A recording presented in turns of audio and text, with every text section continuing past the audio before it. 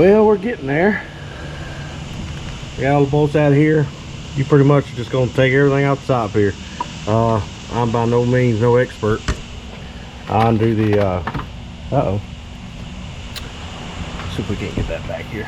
I undo the chip linkage just right, like right from right here with them bolts, 2 bolts right there, and undo your lines here. Then I'm going to do that mount, transmission mount here in a minute. And then of course undo your starter, take your transmission bolts out, and of course come down here, take your axle out, which I'll have the torque spits all around them.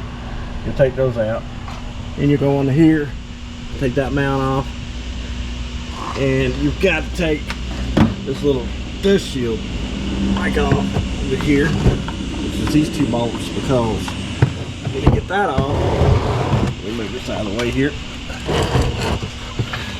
you'll have an inspection window right there.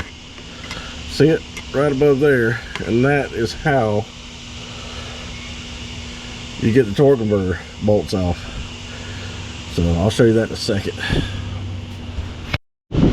Okay, I got a 12.19 on my crank, so that way I can move the engine. And then you'll have a 17 on your torque converter nut right there.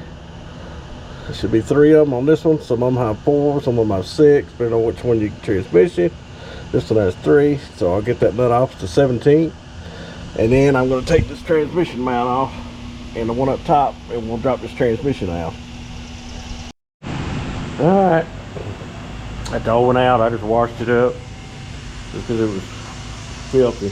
But the only thing I'm going to use on it is the mount, top of the mount. But here's my other one. I'm going to get 120,000 on it. It will be going in this week. So I'm just trying to clean up everything right now, and then I'll put it in later this week. That'll be the next part, but it's getting there. So stay tuned, please subscribe, and thanks for watching.